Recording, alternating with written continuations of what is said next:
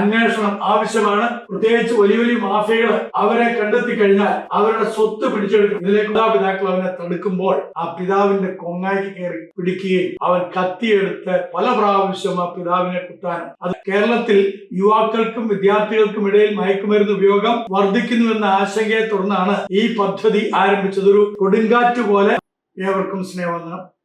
കൊടുങ്കാറ്റായി തീർന്നിരിക്കുന്ന operation തൂഫാൻ എന്നുള്ള നമ്മുടെ Kerala police 2006 ആരംഭിച്ചിരിക്കുന്ന സംസ്ഥാന വ്യാപക മയക്കുമരുന്ന് വിരുദ്ധ പ്രത്യേക ദൗത്യം അവർക്കൊരു ബിഗ് സല്യൂട്ട് അർപ്പിച്ചുകൊണ്ട് ആരംഭിക്കുകയാണ്.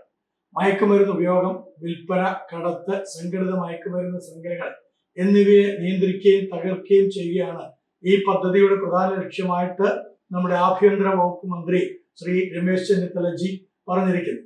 ഞാൻ അദ്ദേഹത്തെ പ്രത്യേകമായിട്ട് ഈ വിഷയത്തിൽ ശ്ലാഘിക്കുകയാണ്.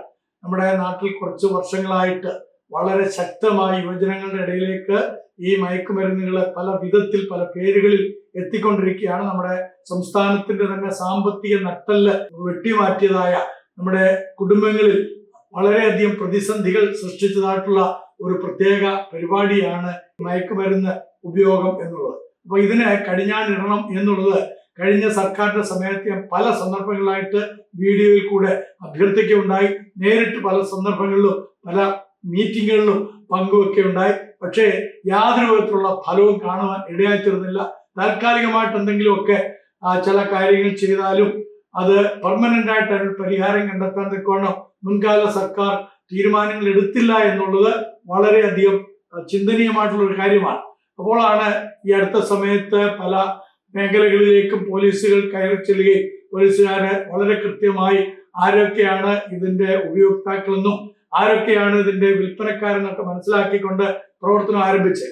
അപ്പോൾ പലർക്കും വിവിധ പാർട്ടികളുമായിട്ട് രാഷ്ട്രീയ പ്രസ്ഥാനങ്ങളുമായിട്ടൊക്കെ വളരെയധികം കടപ്പാടുള്ളവരും ബന്ധങ്ങളുള്ളവരുമാണ്. രാഷ്ട്രീയ പാർട്ടിക്കാർക്ക് ഇവരുമായിട്ടൊക്കെ കടപ്പാടുകളുണ്ട് എന്ന് മനസ്സിലാക്കാൻ ഇടയാക്കിയിരിക്കുന്നത്. ഒരു കാര്യം നമ്മൾ ഓർക്കണം, നമ്മുടെ സംസ്ഥാനത്തിന്റെ നമ്മുടെ നാടിന്റെ നട്ടെല്ലെന്ന് പറയുന്നത് യുവതിയുവാക്കന്മാരാണ്. ആ നട്ടെല്ലിനെ ഒടിക്കുക എന്നുള്ളതാണ് ഈ മയക്കുമരുന്ന് കൊണ്ട് ഉപയോഗിച്ചുകൊണ്ടിരിക്കുന്ന അല്ലെങ്കിൽ ഇതിന്റെ പിന്നിൽ പ്രവർത്തിക്കുന്ന ആളുകളുടെ ലക്ഷ്യം. അപ്പൊ ഇത് ഒരു സ്വാഭാവികമായിട്ടുണ്ടായ ഒരു കാര്യം മാത്രമല്ല, ഇതിന്റെ പിന്നിൽ വലിയ ഒരു വൻ ശൃംഖല തന്നെ ഉണ്ട്. വലിയ വമ്പൻ സ്രാവുകളുണ്ട്. ഈ പദം നമ്മൾ പലപ്പോഴും കേൾക്കാറുള്ളതാണ്. ഇതിന്റെ പിന്നിൽ വമ്പൻ സ്രാവുകളുണ്ട്. ഇത് ആരൊക്കെയാണ് ഈ സ്രാവുകൾ എന്നുള്ളത് ഈ പറയുന്ന ആളുകൾക്കും അറിയാം, വേട്ടയാടുന്ന ആളുകൾക്കും അറിയാം. പക്ഷേ ആ വമ്പൻ സ്രാവുകളുടെ അടുക്കലേക്ക് എത്താൻ ഇവർക്ക് ആർക്കും കഴിയുകയില്ല എന്നുള്ളതാണ് ഇതിനകത്ത് ഏറ്റവും പ്രയാസകരമായിട്ടുള്ള ഒരു കാര്യം. ഓപ്പറേഷൻ തൂഫാൻ എന്താണെന്ന് നമുക്ക് ചിന്തിക്കാം. കേരളത്തിൽ യുവാക്കൾക്കും വിദ്യാർത്ഥികൾക്കും ഇടയിൽ മയക്കുമരുന്ന് ഉപയോഗം വർദ്ധിക്കുന്നുവെന്ന ആശങ്കയെ തുടർന്നാണ് ഈ പദ്ധതി ആരംഭിച്ചത്. ഒരു കൊടുങ്കാറ്റ് പോലെ സേനയുടെ ഭാഗത്ത് നിന്ന് ഉണ്ടായിരിക്കുകയാണ്. ഇതിന്റെ പ്രധാന ലക്ഷ്യങ്ങൾ മയക്കുമരുന്ന് ഉപയോഗിക്കുന്നവരെയും വിൽപ്പന നടത്തുന്നവരെയും കണ്ടെത്തുക, വിതരണ ശൃംഖലകൾ തകർക്കുക, സ്കൂളുകളും കോളേജുകളും കേന്ദ്രീകരിച്ച് നിരീക്ഷണം ശക്തമാക്കുക, MDMA ഉൾപ്പെടെയുള്ള സിന്തറ്റിക് മയക്കുമരുന്നുകൾക്കെതിരെ നടപടി സ്വീകരിക്കുക, സംസ്ഥാനാന്തര മയക്കുമരുന്ന് കടത്ത് സംഘങ്ങളെ കണ്ടെത്തുക. ഓപ്പറേഷൻ തുഫാനിൽ ഉപയോഗിക്കുന്ന പ്രധാന മാർഗങ്ങൾ ഏതൊക്കെയാണെന്ന് വെച്ച് കഴിഞ്ഞാൽ, ഒന്നാമതായിട്ട് സംസ്ഥാന വ്യാപക റെയ്ഡുകളാണ്. നമുക്കറിയാം, കേവലം 10-11 ദിവസം കൊണ്ട് 1000 ചില്ലുവാനും കേസുകളാണ് ഇതിനോടകം തന്നെ രജിസ്റ്റർ ചെയ്തിരിക്കുന്നത്. കേരളത്തിലെ വിവിധ ജില്ലകളിൽ ഒരേ സമയം റെയ്ഡുകൾ നടത്തുന്നു. ലോഡ്ജുകൾ, വാടക വീടുകൾ, പൊതു ഇടങ്ങൾ, സംശയാസ്പദമായ കേന്ദ്രങ്ങൾ എന്നിവ പരിശോധിക്കുന്നു എന്നുള്ളത് വളരെ ചാരിതാർത്ഥ്യം നൽകുന്ന ഒരു കാര്യം തന്നെയാണ്. കൂടാതെ ആഭ്യന്തര വകുപ്പിന്റെ ചുമതലയുള്ള ശ്രീ രമേശ് ചെന്നിത്തലജി വളരെ കൃത്യമായിട്ട് പറഞ്ഞു, അവര് കയറി ചെല്ലാത്ത ഒരു മേഖലകളും ഉണ്ടാകുകയില്ല. കാരവൻസ് മുതല് അതേപോലെ തന്നെ ഉൾക്കടലുകളിൽ തമ്പടിച്ചിരിക്കുന്നതായിട്ടുള്ള പല എൻജോയ്മെന്റിന് വേണ്ടിയിട്ടൊക്കെ ഉപയോഗിക്കുന്ന പല കപ്പലുകള്, അതേപോലെ ബോട്ടുകള്, അതിലൊക്കെ അവരുടെ പരിശോധനകൾ നടക്കുമെന്നുള്ളത്. ഇതൊക്കെ കൃത്യമായി ചെയ്യുകയാണെങ്കിൽ സംഭവിക്കാൻ പോകുന്നത് നമ്മുടെ നാട് രക്ഷപ്പെടും എന്നുള്ളതാണ്. അതുകൊണ്ടാണ് ഞാൻ അവർക്ക് ആദ്യമേ ഒരു ബിഗ് സല്യൂട്ട് നൽകിയത്. കാരണം നമ്മുടെ രാജ്യം, നമ്മുടെ നാട് നന്നാകാൻ ഒരൊറ്റ മാർഗമേ ഉള്ളൂ, നമ്മുടെ യുവജനങ്ങൾക്ക് ദിശാബോധം നൽകുക.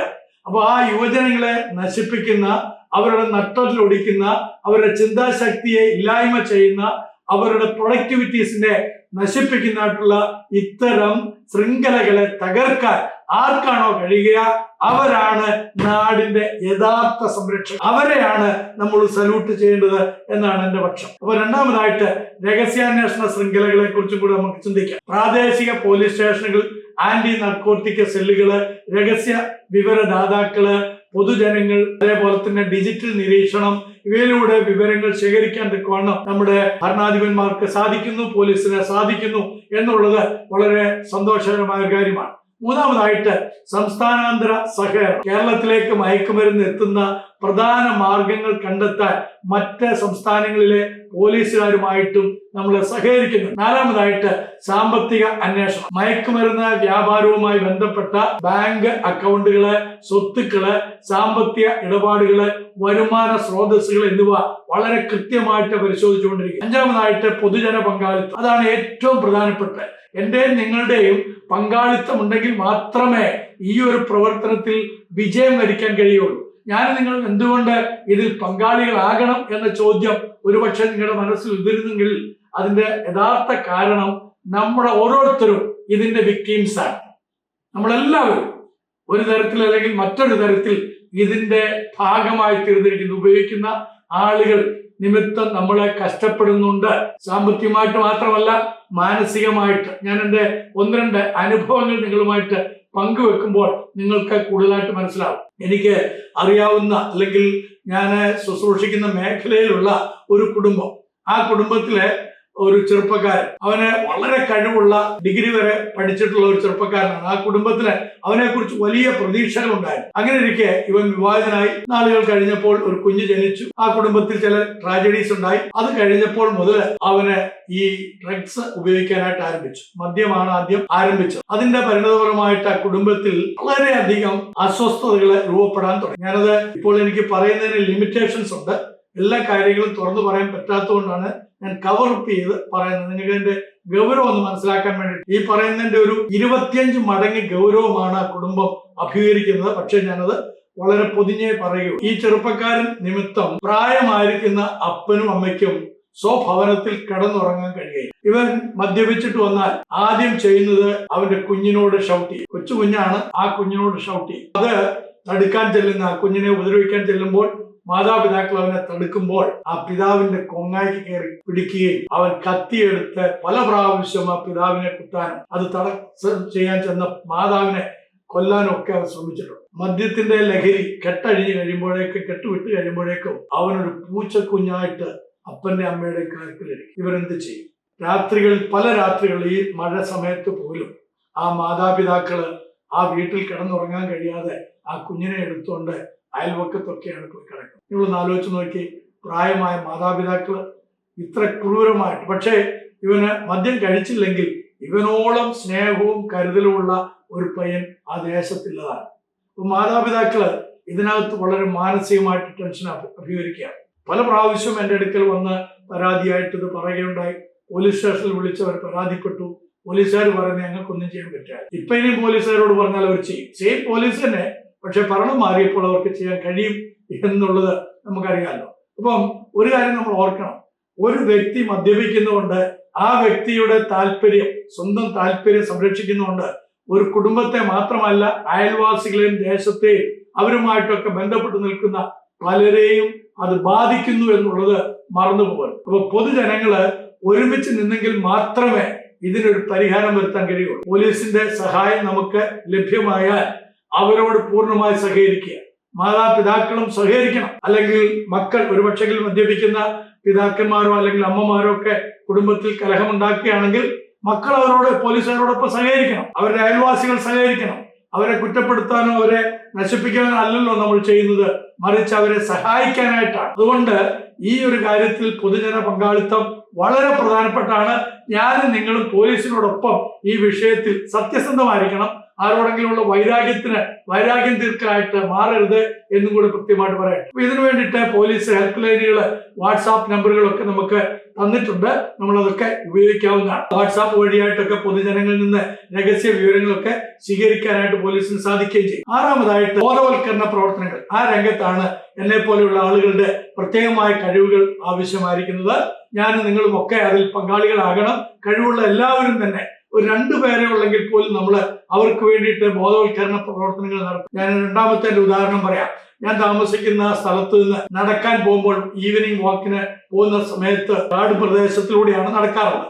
അതൊരു റെയിൽവേ സ്റ്റേഷന്റെ ഭാഗത്തേക്കാണ് പോകാറുള്ളത്. അപ്പൊ ആ റെയിൽവേ സ്റ്റേഷനിലേക്ക് പോകുമ്പോൾ ഇരുവശങ്ങളിലും കാടാണ്. അവിടെ ധാരാളം ചെറുപ്പക്കാർ ഞാൻ ഉദ്ദേശിക്കുന്നത് 14, 15, 13 വയസ്സുള്ള കുട്ടികൾ. ഇങ്ങനെയുള്ള കുട്ടികൾ ബൈക്കിൽ വരും. അവർക്ക് ഹെൽമെറ്റ് ഇല്ല, ലൈസൻസ് ഇല്ല, ഒക്കെ ശരിയാണ്. അപ്പം അവർ വരിക മാത്രമല്ല, അവര് ആ കാട് പ്രദേശങ്ങളിൽ പലപ്പോഴും കയറി പോകുന്ന ഞാൻ കണ്ടിട്ടുണ്ട്. അപ്പൊ ഞാൻ പല കുട്ടികളുടെയും പിന്നാലെ പോവുകയും അവരോടൊപ്പം ഇരുന്ന് വളരെ സ്നേഹത്തോടെ എന്റെ മക്കളോട് എങ്ങനെ സംസാരിക്കണമോ ആ രീതിയിൽ ആ കുഞ്ഞുങ്ങളോട് ഞാൻ സംസാരിക്കുകയും ചെയ്യും. അവര് പുകവലിച്ചുകൊണ്ടിരിക്കുന്ന പലരും പുകവലി നിർത്തും. അപ്പൊ തന്നെ ചിലരൊക്കെ അത് പൊട്ടിച്ച് കളയും. ഇനി വലിക്കുകയില്ല എന്നൊക്കെ അവരെ പ്രോമിസ് ചെയ്യും. ഞാൻ എന്നെ നടക്കാനുള്ള സമയത്തിൽ നല്ല പങ്കും ഈ കുട്ടികൾക്ക് വേണ്ടിയിട്ട് ചെലവഴിച്ചിട്ടുണ്ട്. പല സ്ഥലങ്ങളിൽ നിന്ന് അവിടേക്ക് വരുന്ന കുട്ടികളാണ്, ആ പ്രദേശത്തുള്ളവരല്ല. അവരെ റെയിൽവേ കാണാൻ വരുന്നതാണെന്നൊക്കെ പറഞ്ഞിട്ടാണ് വരുന്നത്. പക്ഷെ അതല്ല. ആദ്യ ദിവസങ്ങളിലൊക്കെ അത് ചിലരൊക്കെ ഒന്ന് ചെറുത്ത് നിൽക്കാൻ തുടങ്ങിയപ്പോൾ നാട്ടുകാരുടെ സഹായത്തോടുകൂടി അവിടെ നാട്ടുകാർ ബോർഡ് വെച്ചു. ഈ പ്രദേശങ്ങളിൽ ലഹരി പദാർത്ഥങ്ങളുമായി വരികയോ ഉപയോഗിക്കുകയോ ചെയ്യുന്നവരെ നാട്ടുകാർ അടിക്കും, അത് ചോദ്യം ചെയ്യാൻ വരുന്നവരെ അടിക്കുമെന്നുള്ള ബോർഡൊക്കെ അവിടെ പ്രത്യക്ഷപ്പെട്ടു.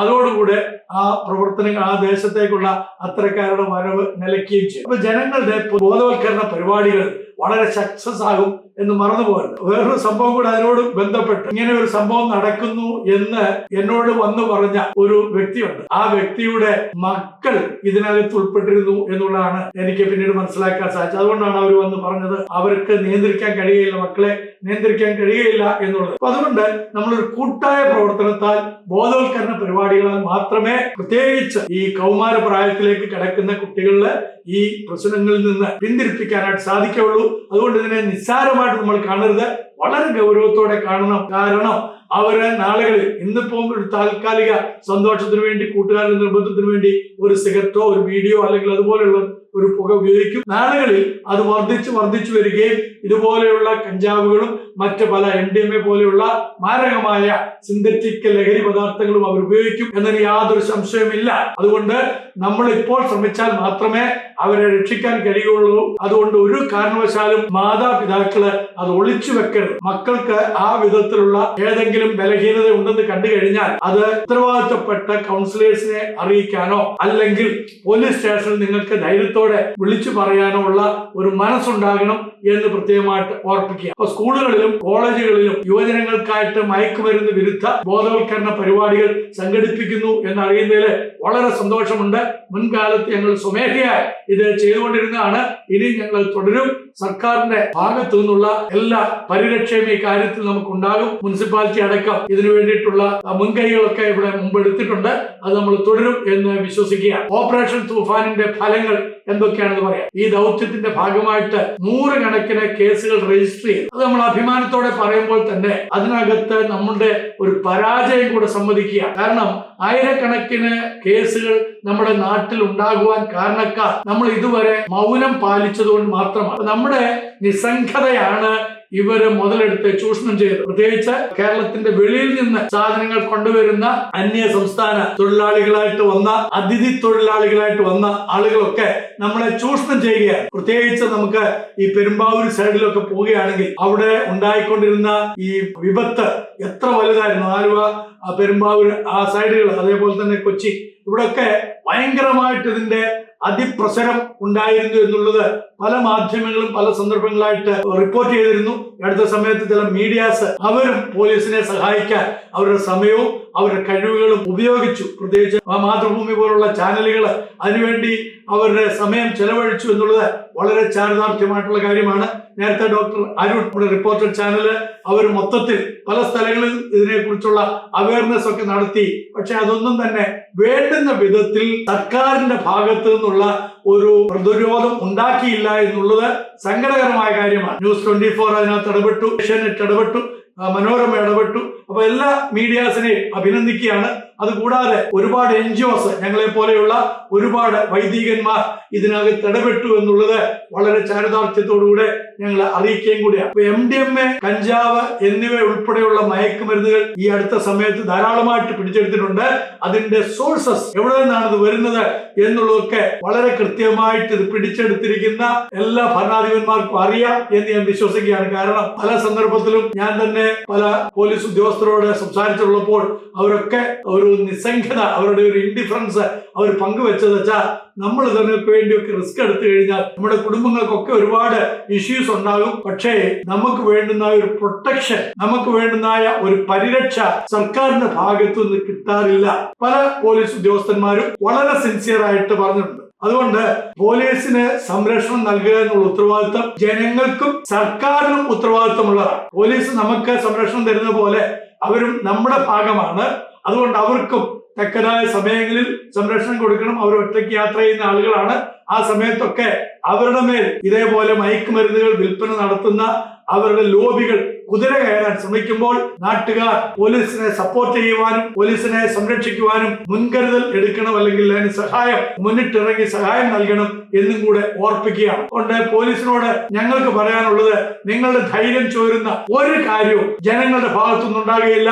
നിങ്ങൾ ധൈര്യത്തോടെ 5 സ്റ്റെപ്പ് വെക്കുമ്പോൾ നിങ്ങളോടൊപ്പം 10 സ്റ്റെപ്പ് വെക്കുവാൻ ഈ നാട്ടിലെ നല്ലവരായിട്ടുള്ള എല്ലാ മനുഷ്യരും ഉണ്ടാകും എന്നുള്ള ഒരു മോറൽ കറേജ് ആയിട്ട് ഞങ്ങൾ ഓർപ്പിക്കുകയാണ്. നിങ്ങളുടെ മുറയിൽ ഒരു കാരണവശാലും ചോദ്യം ചെയ്യപ്പെടുകയില്ല എന്ന് ഉറപ്പു തരിക. അപ്പൊ കേരള പോലീസ് ഈ പ്രവർത്തനത്തെ വലിയ വിജയമായിട്ട് വിശേഷിപ്പിക്കുന്നു. അതിന് നിങ്ങൾക്ക് ബിഗ് സല്യൂട്ട്.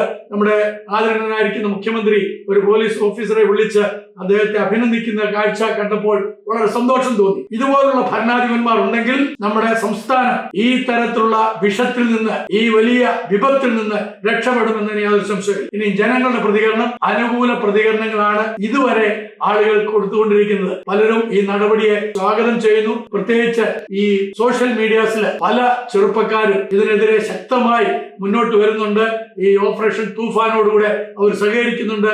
ഞാൻ വാച്ച് ചെയ്തപ്പോൾ കണ്ടത്, ഞങ്ങൾ കാണിച്ചു തരാം, പോലീസ് ഞങ്ങൾക്ക് പരിരക്ഷ തരാമെങ്കിൽ ഞങ്ങൾ ഇതിന്റെ ഉറവിടങ്ങൾ കാണിച്ചു തരാമെന്ന് പറയുന്നു. തീർച്ചയായിട്ടും പോലീസ് അത് കാര്യക്ഷമമായി കാണുകയും അങ്ങനെയുള്ള ആളുകളെ ഉപയോഗിച്ചുകൊണ്ട് ഇതിന്റെ ഉറവിടങ്ങൾ കണ്ടെത്തി ഇത് നമുക്ക് നശിപ്പിക്കുകയും ചെയ്യണം. സമൂഹത്തിൽ സുരക്ഷ വർദ്ധിക്കുമെന്നതിന് യാതൊരു സംശയമില്ല. 1.5 വയസ്സുള്ള ഒരു പിഞ്ചു കുഞ്ഞിനെ ഉപദ്രവിച്ച കാര്യം നമ്മൾ വായിക്കുകയുണ്ടായി. അതോടൊപ്പം തന്നെ മദ്യപിച്ച ഒരു മകൻ 70 വയസ്സുള്ള സ്വന്തം മാതാവിനെ ബലാത്സംഗം ചെയ്ത സംഭവം നമ്മുടെ കേരളത്തിലാണ് സംഭവിച്ചതെന്നുള്ള മറന്നുപോയത്. അതുകൊണ്ട് സ്കൂളുകൾക്കും കോളേജുകൾക്കും സമീപമുള്ള മയക്കുമരുന്ന് വ്യാപാരം തീർച്ചയായിട്ടും കുറയ്ക്കണം. അതുകൊണ്ട് മുൻപ് ഞാൻ ഓർക്കുന്നുണ്ട്, ശ്രീ ആര്യടൻ ഷൗക്കത്ത് ഈ പ്രദേശത്തെ മുനിസിപ്പാലിറ്റി ചെയർപേഴ്സൺ ആയിട്ടിരിക്കുന്ന സമയത്ത് ഈ പ്രദേശങ്ങളിലുള്ള 10ഓളം സ്കൂളുകളുണ്ട്.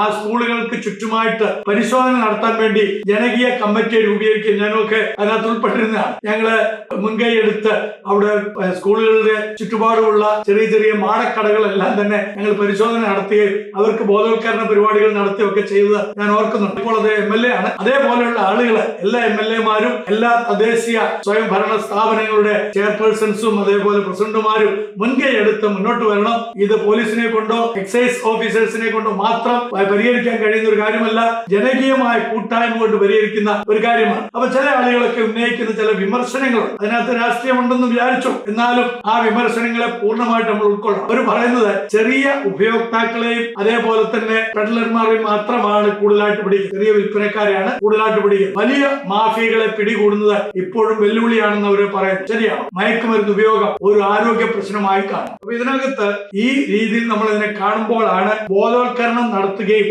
ഇതിന്റെ വലിയ മാഫിയകളിലേക്ക് നമ്മൾ ഒന്നടങ്കം, പോലീസ് മാത്രമല്ല, എക്സൈസ് മാത്രമല്ല, തദ്ദേശീയ സ്വയംഭരണത്തിലെ ഉദ്യോഗസ്ഥർ മാത്രമല്ല, നമ്മൾ കൂട്ടായിട്ട് ഈ മാഫിയകളിലേക്ക് എത്തുന്നത് എങ്ങനെയാണ്, അവരോട്, ഈ മാഫിയകളോട് ഇതിന്റെ ആരോഗ്യ പ്രശ്നങ്ങളെ കുറിച്ച് കൃത്യമായിട്ട് നമ്മൾ ബോധവൽക്കരണം നടത്തും. നിങ്ങൾ കണ്ടിട്ടുള്ള ഒരു പിക്ചർ ആയിരിക്കും നവീൻ പോളിയുടെ ആക്ഷൻ ഹീറോ ബിജു എന്ന് പറയുന്ന നവീൻ പോളിയുടെ ഒരു സിനിമ. ആ സിനിമയില് അദ്ദേഹം മയക്കുമരുന്ന് വിൽക്കുന്ന ആളെ പിടിച്ചിട്ട് ആ ആളോട് ചോദിക്കുന്നുണ്ട്, നിന്റെ മക്കൾക്ക് നീ ഇത് തിന്നാൻ കൊടുക്കും? ഇതേ ചോദ്യം ഇതിന്റെ മാഫിയകളോട് നമ്മൾ പലപ്പോഴും ചോദിക്കണം. അവരെ കൊണ്ട് ഇതൊന്ന് ഭക്ഷിപ്പിക്കണം. അപ്പോൾ അപ്പൊ അവർക്ക് ബോധ്യമാകും അവർക്ക് ഇതുകൊണ്ട് ദോഷം ഉണ്ടാകുമെന്ന്. അപ്പൊ ഇതിനകത്ത് അറസ്റ്റ് മാത്രം പോരാ, നമ്മൾ അറസ്റ്റ് ചെയ്യണം, അറസ്റ്റ് മാത്രം പോരാ, പുനരധിവാസവും വളരെ ആവശ്യമാണ്, റീഹാബിലിറ്റേഷൻ. ആ രംഗത്താണ് ഞങ്ങളെ പോലുള്ള ആളുകൾ സജീവമായിട്ട് ഇടപെടാൻ ആഗ്രഹിക്കുന്നത്. ഞങ്ങൾക്ക് ഇവിടെ ഡി അഡിക്ഷൻ പ്രോഗ്രാം ഉണ്ട്, നിങ്ങൾക്ക് ഞങ്ങളുമായിട്ട് ബന്ധപ്പെടാം. സൗജന്യമായിട്ടാണ് ആ പരിപാടി ഞങ്ങൾ എല്ലാ പ്രാവശ്യവും നടത്തുന്നത്. സർക്കാരും കൂടെ സഹകരിക്കുമെന്നുണ്ടെങ്കിൽ നമുക്കത് വിപുലമായ രീതിയിൽ എല്ലാ ദിവസങ്ങളിലും അവരെ പുനരധിവസിപ്പിച്ച് അവർക്ക് വേണ്ടുന്ന കൗൺസിലിംഗും അവർക്ക് വേണ്ടുന്നതായിട്ടുള്ള ട്രീറ്റ്മെന്റും ഒക്കെ കൊടുക്കാനുള്ള സംവിധാനങ്ങൾ ഒരുക്കാൻ കഴിയും. ജനങ്ങളുടെ സുമനസ്സുകളുടെ സപ്പോർട്ടോടുകൂടിയാണ് ഈ കാര്യങ്ങൾ ചെയ്യാൻ കഴിയുക. ഞങ്ങൾ അതിന് വേണ്ടുന്ന എല്ലാ ഒത്താശകളും നൽകിത്തരും എന്ന് ഉറപ്പു തരിക. കുടുംബങ്ങളെ ബാധിക്കുന്ന നെഗറ്റീവ് പ്രത്യാഘാതങ്ങൾ ഉണ്ട് എന്നുള്ളത് മറന്നുപോകും. അതിനകത്ത് സാമ്പത്തിക പ്രതിസന്ധി, ജോലി നഷ്ടപ്പെടല്, നിയമ ചെലവുകള് വർദ്ധിക്കല്. കാരണം ഇതിനകത്തൊക്കെ പിടിക്കപ്പെട്ട് കഴിഞ്ഞാൽ പിന്നെ അവരെ ഒന്ന് തിരിച്ചു കൊണ്ടുവരാൻ വേണ്ടിയിട്ട് ഒരുപാട് കേസുകളും കാര്യങ്ങളൊക്കെ ഉണ്ടാകും. ഇതൊക്കെ വളരെ ചെലവേറിയ കാര്യങ്ങളാണ്. കടബാധ്യതകൾ ധാരാളമായിട്ടുണ്ടാകും. സാമൂഹ്യമായിട്ടുള്ള അപമാനം ആ കുടുംബത്തിന് അഭിമുഖീകരിക്കേണ്ടി വരും. കുടുംബത്തിന് സമൂഹത്തിൽ ഒറ്റപ്പെടൽ അനുഭവപ്പെടുന്ന ഒരുപാട് രംഗങ്ങളുണ്ടാവും. ഈ സമയത്തൊക്കെ നമ്മൾ അവരോടൊപ്പം നിൽക്കുവാനും അവരെ സഹായിക്കാനും സന്നദ്ധരാകണം എന്നുള്ളതും കൂടി ഓർപ്പിക്കട്ടെ. നമ്മള് ഇത്തരത്തിൽ കൾപ്രിറ്റായിട്ടുള്ള ആളുകളെ പിടിച്ചു ജയിലിലിട്ടു, അതുകൊണ്ട് തീരുന്നില്ല ഈ പ്രശ്നം. ഇത് ആ വ്യക്തിയുമായിട്ട് ബന്ധപ്പെട്ടിരിക്കുന്ന കുടുംബങ്ങളെ, അവരുടെ മക്കളെ ഒക്കെ ധാരാളമായിട്ട് ബാധിക്കും. കുട്ടികൾക്ക് സ്കൂളിൽ വിവേചനം നേരിടേണ്ടി വരുന്ന സാഹചര്യം ഉണ്ടാവും. വിവാഹ സാധ്യതകളെയും സാമൂഹ്യ ബന്ധങ്ങളെയും ഇത് ബാധിക്കും. മാനസികമായിട്ടുള്ള സമ്മർദ്ദം മാതാപിതാക്കൾക്കും അവരുടെ ജീവിത പങ്കാളികൾക്കും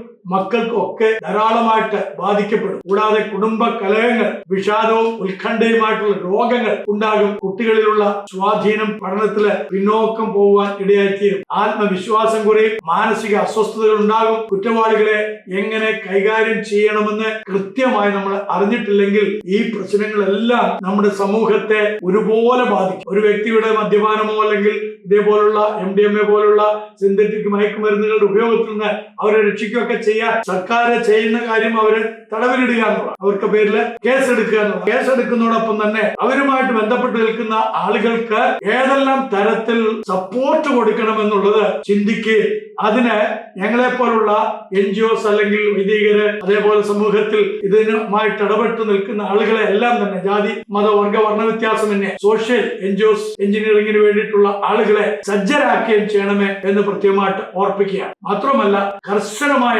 അന്വേഷണം ആവശ്യമാണ്. പ്രത്യേകിച്ച് വലിയ വലിയ മാഫിയകള് അവരെ കണ്ടെത്തി കഴിഞ്ഞാൽ അവരുടെ സ്വത്ത് പിടിച്ചെടുക്കണം. ഇതിലേക്കൊക്കെയുള്ള ചെലവിന് വേണ്ടി അവരുടെ സ്വത്ത് പിടിച്ചെടുക്കണം. സാമ്പത്തികമായിട്ടുള്ള അവരുടെ ഇടപാടുകൾ എല്ലാം തന്നെ പരിശോധിക്കണം. അവരുണ്ടാക്കിയിരിക്കുന്ന ആളുകളെ കൊന്നും ആളുകളെ ഇതേപോലെ നശിപ്പിച്ചും അവരുണ്ടാക്കിയിരിക്കുന്ന അവരുടെ സ്വത്തുകൾ സമൂഹത്തിന്റെ നന്മയ്ക്ക് വേണ്ടി, പ്രത്യേകിച്ച് ഇവരുടെ പുനരധിവാസത്തിന് വേണ്ടി ഇവരിൽ നിന്ന് സാധനങ്ങൾ വാങ്ങി ഉപയോഗിച്ച് കഷ്ടപ്പെടുന്നവരുടെ കുടുംബങ്ങളുടെ പുനരധിവാസത്തിന് വേണ്ടിയൊക്കെ സർക്കാർ ആ കാര്യങ്ങൾ ചെയ്യണം എന്ന് ഞാൻ പ്രത്യേകമായിട്ട് അഭ്യർത്ഥിക്കുകയാണ്. അപ്പൊ സംഘടിത മാഫിയകൾ വളരെ ശക്തമാണെന്നുള്ളത് നമുക്കറിയാം. അപ്പൊ അത് രഹസ്യാന്വേഷണ പ്രവർത്തനങ്ങളിൽ കൂടെ മാത്രമേ അവരെ നമുക്ക് ഒതുക്കാനായിട്ട് സാധിക്കുകയുള്ളൂ. മാത്രമല്ല സംസ്ഥാനാന്തര സഹകരണം നമ്മൾ വർദ്ധിപ്പിക്കണം. അതിനുവേണ്ടി ഏതറ്റം വരെ നമ്മുടെ സർക്കാർ മുന്നോട്ട് പോകണമോ ആ അറ്റം വരെ പോകാനുള്ള എല്ലാ വിധത്തിലുള്ള സപ്പോർട്ടും ജനങ്ങളിൽ നിന്ന് നിങ്ങൾക്കുണ്ടാകും എന്ന് ഉറപ്പ് തന്നുകൊണ്ട് നമുക്ക് ഒരുമിച്ച് ഈ തൂഫാനി കൊടുങ്കാറ്റ് നമ്മുടെ നാട്ടിലേക്ക് വ്യാപിപ്പിക്കാം. മയക്കുമരുന്നിന്റെ കെടുതിയിൽ നിന്ന് നമ്മുടെ